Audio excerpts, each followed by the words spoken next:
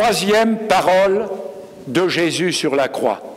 J'ai intitulé le message « La parole pour les autres ». Jésus, voyant sa mère, Jean 19, 26, Jésus, voyant sa mère et auprès d'elle, le disciple qu'il aimait dit à sa mère, « Femme, voilà ton fils. » Puis il dit au disciple, « Voilà ta mère. » Et dès ce moment, le disciple l'a pris chez lui. Amen. Quelqu'un a dit, l'enfer, c'est l'autre. En ces temps de pandémie, de difficultés, à l'heure où les liens sociaux sont compliqués, nous trouvons plusieurs attitudes chez les individus. Pour certains, la relation leur manque. Je fais partie de cette catégorie. La relation nous manque, la famille nous manque, parce que hier je téléphonais à une jeune femme qui me disait « c'est la première fois que je peux me retrouver de nouveau avec mes parents ». La famille nous manque, nos grands-parents nous manquent, nos parents nous manquent, nos enfants nous manquent, nos collègues peut-être nous manquent. On aime bien aller travailler parce qu'on a une bonne ambiance dans l'atelier ou au bureau, nos amis nous manquent. Je ne sais pas pour vous, mais l'amitié, c'est quelque chose d'extraordinaire. La Bible dit, dans l'épreuve, l'ami se montre un frère. Et puis, peut-être les sorties aussi nous manquent. Il paraît que les terrasses sont prises d'assaut pour les repas, pour les restaurants. Peut-être que beaucoup de choses nous manquent. Mais pour d'autres, c'est la critique.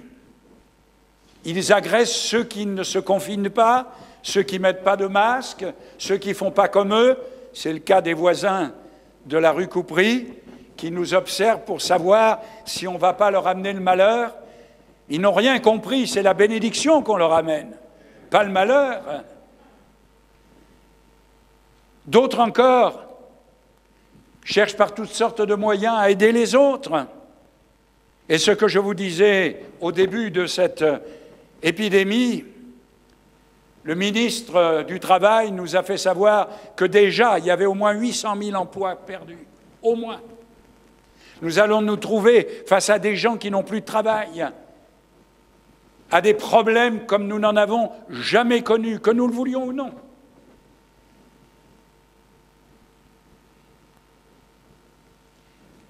J'aimerais simplement dire que pour tous, pour nous tous, la peur de la contagion est le premier sujet.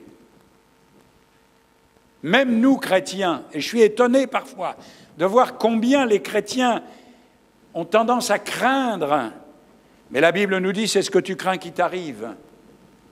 Et je m'appuie chaque jour sur des versets bibliques qui me disent, par exemple, « Tes jours sont comptés ». Personne ne peut ajouter une seule coudée à sa vie. Et comme nous l'avons chanté, Dieu nous garde, Dieu nous conduit. Et si l'heure est arrivée, que ce soit d'une manière ou d'une autre, il nous faudra partir. Alors le plus tard possible, bien sûr, parce que nous pensons que tout ce qui est sur la terre est tellement précieux. C'est une crainte légitime que de ne pas vouloir être malade. Et quand je n'étais pas chrétien, que j'étais un jeune homme turbulent, je disais ceci, dans la famille, celui que j'aime le mieux, c'est moi. Et l'égoïsme de beaucoup de gens les fait réagir d'une manière ou d'une autre, mais sans avoir la pensée que c'est Dieu le maître de nos vies. Faisons ce que nous devons faire. Soyons sages et soyons prudents. Soyons attentifs. Mais mes frères et sœurs, celui qui tient ma vie, c'est le Seigneur et personne d'autre. Et lorsque je vois cette parole, la première des choses que je remarque, c'est que Jésus ne pense pas à lui d'abord, mais il pense aux autres d'abord. Il pense à nous. Parce que s'il n'avait pas pensé à nous, il serait descendu de sa croix. Autrefois, nous chantions un chant que j'aimais beaucoup qui disait « 10 milliers d'anges auraient pu le secourir, mais il meurt tout seul, par amour pour vous et pour moi. » Frères et sœurs, le Seigneur sur la croix n'a pas pensé à lui. Il a pensé aux autres, et nous y reviendrons par rapport à Marie et par rapport à Jean. Cette troisième personne s'adresse d'abord à Marie, sa mère terrestre, celle qui a été l'instrument de Dieu pour sa venue. Il va lui dire « femme ». Alors pour nous, c'est un petit peu un terme un peu, je ne vais pas dire trivial, mais c'est un terme qu'on n'emploie pas vraiment. Mais à cette époque-là, le mot « femme » était un terme respectueux. Lorsqu'il dit à sa mère « femme », c'est avec respect. Mais il lui dit « femme » parce qu'elle n'est pas la mère de Dieu. Dieu n'a pas de mère. Les catholiques pensent que Dieu a une mère, mais Dieu n'a pas de mère. Dieu est Dieu, et de la manière dont Ève est la mère de tous les vivants, je vais dire que Marie est le symbole de tous ceux qui vont se convertir et croire, comme elle-même elle a cru en la personne de Jésus-Christ. Et lorsqu'on la retrouve à la Pentecôte, par exemple, mais à l'Annonciation, et c'est là que je voudrais en venir, parce que quand il s'adresse à sa mère, il dit « femme ». Il prend soin d'elle d'un seul coup. J'aimerais vous rappeler l'Annonciation. Cette petite bourgade de Nazareth, cette petite jeune fille qui doit avoir entre 17 et 20 ans, d'une famille humble, elle est fiancée avec un homme de bien, un homme bon, qui s'appelle Joseph. Elle est connue de tout le village. Quand tout d'un coup, elle reçoit cette révélation qu'elle va être l'instrument de Dieu pour le salut des hommes. Vous vous imaginez l'ambiance? Mais ce qui m'a frappé, vous connaissez tous la réponse de cette femme. Sa réponse a été celle-ci: « Je suis la servante du Seigneur, qu'il me soit fait selon la parole. » Je vais vous poser une question, frères et sœurs. Pensez-vous que Marie a compris à quoi cela l'engageait-elle? Est-ce que Marie a réalisé ce par quoi elle allait passer en tant que mère et en tant que femme? Être chrétien, frères et sœurs, c'est s'engager, mais bien souvent, les gens s'engagent, mais ils se dégagent tout aussi vite. La vie chrétienne, c'est un engagement. Qu'il me soit fait selon ta volonté, selon ta parole, selon ce que tu me dis. Être chrétien, c'est s'engager à servir Dieu. Et d'ailleurs, je le dis, c'est une phrase que je dis depuis 52 ans quand je baptise quelqu'un. Mon frère, ma sœur, est-ce que tu t'engages à servir le Maître tous les jours de ta vie, dans les bons comme dans les mauvais? Nous verrons avec les paroles de la croix que Jésus ne s'est jamais désengagé. Marie accepte volontairement le plan de Dieu pour sa vie, mais elle ne sait pas que ce sera terrible. Plus de 30 ans avant l'heure de la croix, Marie est entrée dans le temple en tenant dans ses bras l'enfant Jésus. Humiliation profonde pour le Maître. Lui, roi des rois, seigneur des seigneurs, s'est fait petit enfant. Est-ce qu'on peut comprendre ça? Marie, comme une mère, comme les mères que vous êtes, mes sœurs qui êtes là, a chéri ce bébé. Et puis, ayant eu la révélation de ce qu'il allait être un grand prophète, elle a dû le regarder encore avec des yeux remplis de tendresse, d'affection, d'amour. Et elle va au temple comme elle doit le faire avec son fiancé Joseph. Je ne refais pas l'histoire. Mais là, il y a un vieillard qui s'appelle Siméon. Souvent, on a du mépris pour les vieux. Pardonnez-moi, je parle exprès comme cela. D'abord, je fais partie des vieux, pour commencer. Mais n'oublions jamais que la sagesse est dans les cheveux blancs. Et notre génération a oublié. On se fait diriger par des gamins, par des enfants. Voilà pourquoi ça ne va pas. Et ce que je vous dis là, c'est biblique. Siméon est arrivé. Moi, il me semble le voir avec sa grande robe, sacrificateur ou de lévite. Il arrive là et il voit l'enfant. Et au travers de cet enfant, il voit la promesse d'Israël. Vous vous rendez compte? Prophétie extraordinaire. Il dit ceci: il y avait à Jérusalem un homme appelé Siméon. Cet homme était juste et pieux. Il attendait la consolation d'Israël, car l'Esprit Saint lui avait dit qu'il ne mourrait pas sans avoir vu. Mon oreille avait entendu parler de toi, mais maintenant mon œil te voit.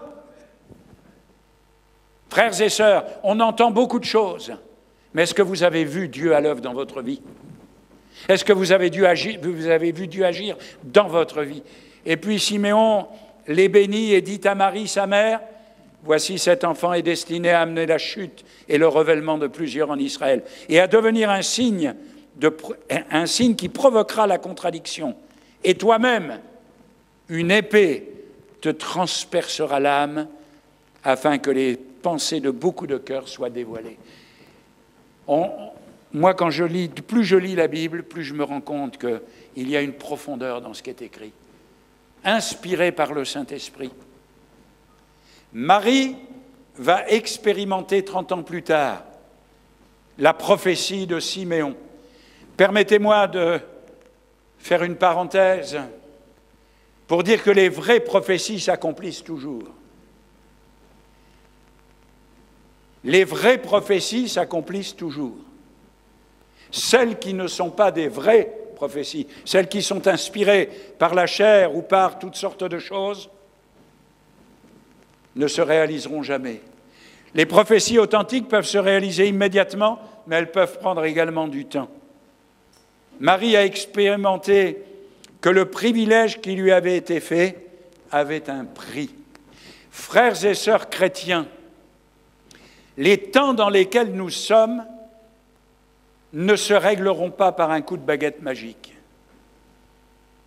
Être chrétien au XXIe siècle, être chrétien authentique, véritable,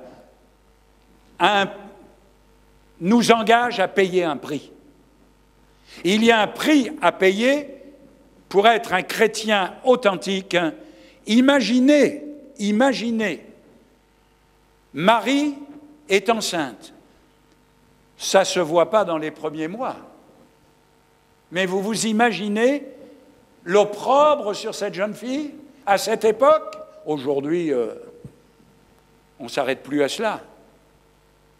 Mais à cette époque-là, l'opprobre sur elle, et même Joseph, qui était un homme de bien, a dit: je vais rompre avec elle, et c'est Dieu qui est intervenu pour dire: Joseph, non. Qu'est-ce qu'ils n'ont pas entendu déjà, avant même que le maître ne soit né? Seigneur, aide-moi à payer le prix. Attitude des gens de la ville ou du village, attitude de la famille. Je sais pas, c'est drôle, la Bible ne nous dit pas comment les parents de Marie ont réagi, mais moi je m'imagine qu'ils ne devaient pas être contents. Elle a affronté avec foi. Elle a commencé à payer le prix le jour où elle a dit: oui, je veux.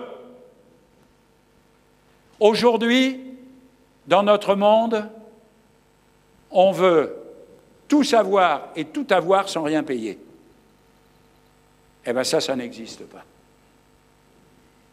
Pour le chrétien qui vit sa vie chrétienne décontractée, On a plein de chrétiens aujourd'hui décontractés. Si vous allez à droite ou à gauche et vous parlez aux gens, moi quand je parle, puisque je parle toujours plus ou moins avec les gens, ah mais moi monsieur je suis catholique, ah moi monsieur je suis protestant, même si je ne proteste plus. Ah mais j'ai ma religion, chrétien décontracté. Vous connaissez les chrétiens à 4 roues? Ils viennent à l'église dans un berceau, dans une poussette, 4 roues. Le jour du mariage, ils viennent à l'église dans la voiture, sur 4 roues. Et puis ils terminent leur vie dans un corbillard sur 4 roues. Et entre ces événements, rien. Aucune vie chrétienne concrète et pratique. Les chrétiens n'ont pas toujours compris qu'il y a un prix à payer pour une vraie vie de disciple. Alors on vit sa vie chrétienne. Est-ce que tu sais que ça ne plaît pas à Dieu ce que tu fais? Oui, mais Dieu est tellement bon. Quand on a nos réunions œcuméniques, quelquefois je me prends le chou avec... Oh pardon, j'aurais pas dû dire ça comme ça. Dis, mais pasteur, Dieu est tellement bon. Tout le monde sera sauvé. Oh, ben ça serait formidable, hein? Plus d'efforts à faire. Parce que Dieu a donné sa vie pour tout le monde. On peut toujours expliquer que vous êtes trop sectaire. Je ne sais pas si vous vous souvenez de cette petite histoire que je vous ai racontée déjà plusieurs fois, mais ça, il faut me supporter jusqu'au bout à cause de mon grand âge. Mais c'était une chrétienne authentique, une femme qui servait le Seigneur et tout, et son mari n'était pas chrétien. Puis un jour, elle a eu la grippe, elle a eu le Covid. Alors elle a dit à son mari, mon chéri, parce qu'ils s'entendaient bien, est-ce que tu ne pourrais pas aller au culte pour moi? Puis tu vas prendre des notes, tu vas noter ce que le pasteur dit, puis quand tu vas rentrer à la maison, tu vas m'expliquer ce que le pasteur a dit. Et comme il aimait beaucoup sa femme, il a dit, ça ne me fera ni chaud ni froid, je vais aller écouter le pasteur et je vais prendre des notes. Alors, il est venu à l'église à la place de sa femme, et elle se disait en elle-même, elle a même prié pendant le culte, elle a dit, Seigneur, si tu pouvais toucher son cœur, ça serait quand même une bonne affaire. Hein? Puis il rentre à la maison, mais il n'avait rien noté. C'est les hommes promettent beaucoup, mais quelquefois ils donnent peu. Hein? Bon, je fais la parenthèse. Alors elle lui dit, mais qu'est-ce que le pasteur a dit? Oh là là là là, il a parlé 3 quarts d'heure. Il a parlé 3 quarts d'heure. Alors il en a dit des choses. Alors elle voulait un peu le titiller, savoir un peu... Elle dit, mais il a parlé de quoi? Oh, alors elle lui lance une bouée, elle dit, est-ce qu'il a parlé du péché? Ah oui! Oui, il a parlé du péché. Et alors? Oh, d'après moi, il n'était pas pour.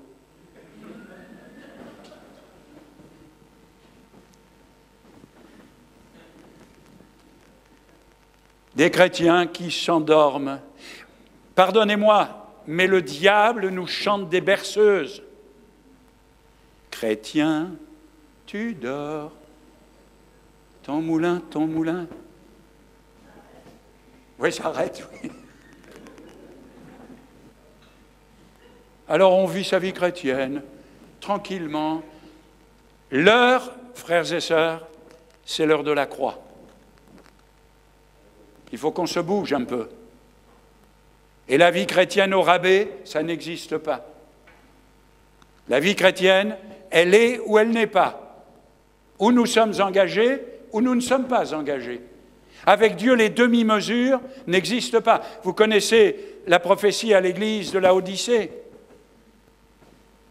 La source qui était en haut, l'eau était bouillante et elle était comestible. En bas, à l'arrivée, elle était froide et elle était comestible. Mais au milieu, là où elle était tiède, elle était imbuvable. Et Dieu dit, les tièdes, je les vomirai de ma bouche. Dans le monde, j'ai été un mauvais garçon. Et je l'ai fait à fond. Mais le jour où le Seigneur a touché mon cœur, j'ai fait cette prière, j'ai dit, Seigneur, si tu veux un gars comme moi, alors tout ce que j'ai utilisé dans le monde, toute la vigueur, la force que j'ai utilisée dans le monde, je la mettrai à ton service. Je te servirai de tout mon cœur. Je ne savais pas que je deviendrais prédicateur de l'Évangile. Mais Seigneur, fais de moi un instrument entre tes mains. Comme Marie, je ne sais pas ce que tu me réserves. Et je peux vous dire qu'en 52 ans de ministère, j'en ai eu des épreuves, j'en ai eu des problèmes. Où plus d'une fois j'ai voulu arrêter, parce que je suis un homme comme les autres. Mais quelque part, je me suis chaque fois repris, parce que qu'est-ce que je pourrais faire d'autre que d'être un chrétien engagé? Alors, en tant que chrétiens, nous avons, comme je l'ai dit, un prix à payer. Alors, au pied de la croix, je reviens au pied de la croix, il y avait entre autres Marie et Jean, et je me suis posé la question, mais pourquoi ces paroles de Jésus? Et il m'est venu une pensée, c'est que le Seigneur est quelqu'un de prévoyant. Vous êtes d'accord avec ça? Est-ce que vous êtes d'accord que le Seigneur est prévoyant? Hein, il nous dit, ah, attention, passe pas par là parce que tu vas avoir des problèmes. Il nous prévient. Dieu est prévoyant. Et vous croyez que Jésus a attendu d'être pendu sur la croix pour dire à Marie, voici ton fils, alors tu la prends, Jean, tu prends Marie chez toi, etc. Est-ce que vous croyez que le Seigneur n'aurait pas réfléchi avant à la situation? Prévenir, et oui, gouverner, c'est... Voilà. Alors cette parole va être prononcée dans un moment stratégique. Elles vont avoir une portée symbolique. Jésus n'est plus le fils de Marie. Jésus ne sera plus sur terre pour faire écran entre la violence de ce monde et ses disciples et ses apôtres. Voilà pourquoi il va prononcer ces paroles, pour montrer combien il est important de prendre soin les uns des autres. Si je vous pose la question, mon frère, ma sœur, combien de personnes de l'Église as-tu appelé pendant la pandémie, pendant le confinement? Combien d'intérêt tu as porté à droite et à gauche pour tes frères et pour tes sœurs? Vous savez, la parole de Jésus sur la croix, je vais la remettre dans son contexte. La veille, Judas a trahi son maître. Pierre a renié le maître. Et tous se sont enfuis. Ça, c'était la veille. Voilà pourquoi, tout d'un coup, le Seigneur parle et leur dit, ne faites plus comme cela. Ne soyez pas des lâches. Ne soyez pas de ces gens qui ont peur. J'allais dire, je vais le dire quand même, hein, de ceux qui se dégonflent. Jean, voici ta mère. Mon frère, la sœur qui est à côté de toi, c'est ta mère. C'est ta sœur. Mon frère, Jean, c'est à toi que je te demande de t'occuper de ma mère. Moi, je ne serai plus là. Je ne pourrai rien faire. Je le ferai de l'autre côté. Mais vous, je vous donne un commandement nouveau. Aimez-vous les uns les autres comme moi. Je vous ai aimés. Jean comprenait, Jean l'apôtre, comprenait cette parole plus que quiconque. Pourquoi? Parce que Jean était le disciple de Jean-Baptiste, vous le savez ça. Et lorsque Jean-Baptiste avait vu le Seigneur arriver, il avait dit « Voici l'agneau de Dieu ». Et Jean et André, si ma mémoire ne me fait pas défaut, ont accompagné les deux disciples, entendirent prononcer ces paroles, et ils suivirent Jésus. Jésus se retourna et voyant qu'ils le suivaient, il leur dit « Que cherchez-vous » Ils lui répondirent « Rabbi », ce qui signifie maître, « où demeures-tu » « Venez et voyez », leur dit-il. Ils allèrent et ils virent où il demeurait. Frères et sœurs, cette première rencontre de Jean avec Jésus l'a frappé par l'hospitalité de Jésus à son égard. C'est drôle comme les choses se recoupent. Où demeures-tu ? Il a vu Jean, je parle de Jean en premier, il a vu où le Seigneur demeurait. Et qu'est-ce qu'il a vu ? Il a vu l'accueil, l'hospitalité offerte par le Seigneur lui-même. Et c'est étonnant qu'à la croix, 30 ans après, le Seigneur lui dit « Jean, ce que tu as expérimenté avec moi quand tu m'as rencontré, je veux que maintenant tu l'appliques pour cette femme qui a besoin de secours et de soutien. Tu vas lui donner l'hospitalité, tu vas lui donner le secours dont elle a besoin, tu vas l'accueillir comme si elle était ta mère. » Vous savez, un jour j'ai vu une dispute, et non, plus exactement, une femme qui avait bu, une femme qui avait trop bu et qui tombait par terre et tout. Alors les gens riaient, les gens se moquaient, « Ah, la pocharde, elle a trop bu, l'alcoolique, etc. » Se moquaient d'elle. Puis tout d'un coup, un jeune homme d'une vingtaine d'années est arrivé. Puis il a dit, « Madame, ne restez pas là. Je vais vous aider. Dites-moi où vous habitez. » Il l'a aidé à se relever. Il l'a pris par la main, par le bras, puis a dit « Dites-moi où vous habitez, je vais vous accompagner. » Alors, un des spectateurs de cette scène, étonné par la réaction de ce jeune homme, dira « Jeune homme, c'est votre maman ?»« Non, mais c'est la maman de quelqu'un. » Apprenons,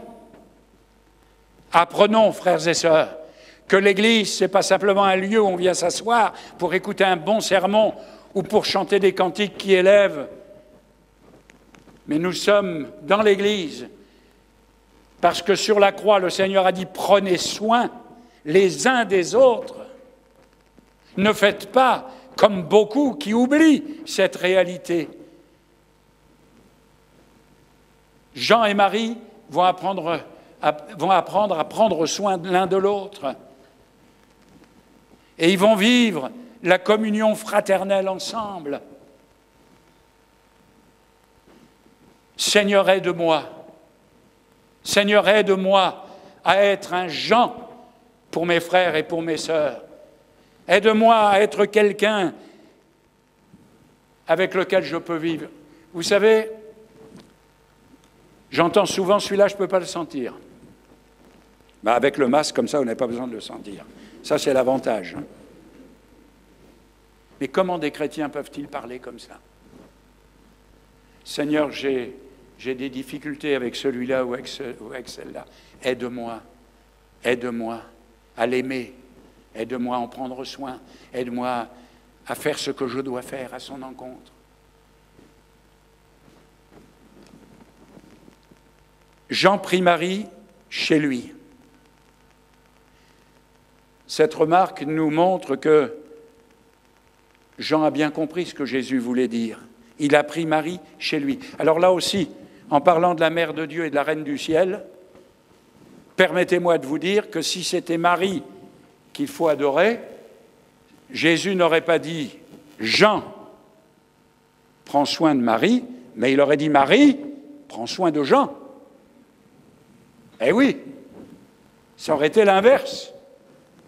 Mais Jésus sait ce qu'il dit, même sur la croix. Et peut-être encore plus sur la croix qu'ailleurs. Il sait pourquoi il parle comme ça. Alors Jean l'a prise chez lui. Et puis j'ai noté là, ça m'a frappé ce matin quand je priais pour le culte, de quoi est-ce qu'ils ont parlé à partir de cet instant ? Parce que quand on se retrouve ensemble, de quoi est-ce qu'on parle ? Du prix du pétrole ?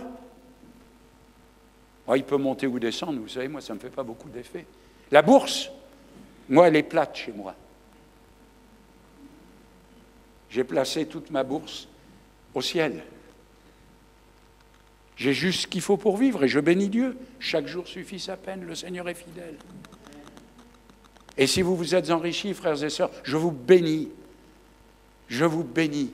Soyez encore plus riches, parce que plus vous serez riches, plus vous donnerez de dîmes. Là, les amens sont un peu moins forts. Hein. Non, je plaisante. Mais que Dieu nous aide. Et je termine, c'est promis.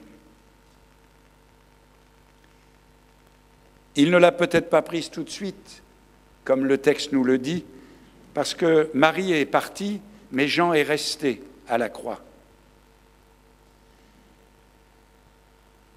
Mais les paroles de Jésus, et je termine avec ça, ont créé chez Jean et chez Marie une autre disposition de cœur. Je me souviens d'un gitan qui prêchait et qui disait « On a tout dans la tête », vous savez, ils ne sont pas très instruits, et à l'époque, il disait « Nous, on a tout dans la tête, mais mes amis, tapez sur la tête pour que ça descende dans le cœur. » Frères et sœurs, le fait de devenir chrétien crée en nous, non pas une transformation, mais non pas une amélioration, mais une transformation. Un chrétien, c'est quelqu'un qui, à la croix, a été transformé. Ah, il faut que je vous donne un dernier témoignage, vous êtes d'accord? Pardonnez-moi, j'étais un peu plus long aujourd'hui. C'est la pandémie qui fait ça. Un jour, on m'appelle dans un petit village des Vosges. Et on me dit, il y a un monsieur qui est alcoolique au dernier degré, c'est un homme encore jeune, une quarantaine d'années, et il est désespéré, sa famille est désespérée. Je lui ai parlé du Seigneur, est-ce que vous voudriez aller lui rendre visite? Oui, bien sûr. À l'époque, moi, j'étais tellement bouillant que j'ai pris ma voiture, je suis allé le voir. Et je suis arrivé voir un homme, il buvait 7 litres de vin par jour, sans compter l'apéritif et la bière. Quand je suis arrivé, il m'a reçu très gentiment, il a soulevé son pullover comme ça, il était plein de gales sur tout le corps.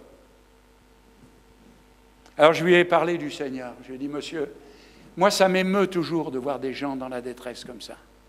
Alors j'ai dit, monsieur, le Seigneur Jésus peut vous délivrer, il peut changer votre vie, vous pouvez, d'alcoolique que vous êtes, vous pouvez devenir abstinent, sans effort, parce que Dieu va vous bénir, et vous allez vous engager avec lui, et Dieu est fidèle. Alors je lui ai prêché l'évangile, et puis je suis parti, j'ai dit, mais je reviendrai vous voir. Et je suis revenu le voir la semaine suivante. Ah, il m'accueille, heureux comme tout. Pasteur, je suis délivré, je bois plus que 4 litres. Moi, déjà, avec 1 litre, j'aurais été sous la table. Mais lui, pour lui, il avait été délivré, quoi. Alors, on a quand même des gens, ils sont réformés, quoi. Hein. J'ai dit, mais c'est pas ça, monsieur, la conversion, c'est pas ça la délivrance. Mais quand du jour au lendemain, on est changé, transformé, quand notre langage est changé, notre amour change, notre façon, notre attitude envers les autres est changée. Comme cette voisine, là, je le cite souvent parce que ça m'a tellement fait rire. Pasteur, depuis que je suis chrétienne, tout le monde est gentil avec moi. Mais quand on parlait avec les voisins, ils disaient, mais elle est changée parce que vous auriez vu la peste que c'était. Quand on devient chrétien, on aime tout le monde. On s'embrasse, bon, pas là maintenant avec le masque. Mais on s'aime. On prend soin les uns des autres. Frères et sœurs, nous sommes motivés pour que d'autres connaissent le Christ que nous connaissons. Nous voulons nous occuper des autres. Au pied de la croix est né ce que j'appellerai la communion fraternelle. Amen. Merci Seigneur parce que tu es fidèle en toutes choses. Pardonne tout ce qui n'était pas utile dans cette prédication. Mais Seigneur, ce que je souhaite de tout cœur, c'est que chacun puisse réfléchir à cette parole. Femme, voilà ton fils. Jean, voilà ta mère. Prenez soin l'un de l'autre. Je ne suis plus là sur la terre. C'est à vous de prendre soin les uns des autres, en attendant qu'un jour, je reprendrai à nouveau soin de vous dans l'éternité. Seigneur, parle à nos cœurs, parle à nos âmes, parle à nos vies.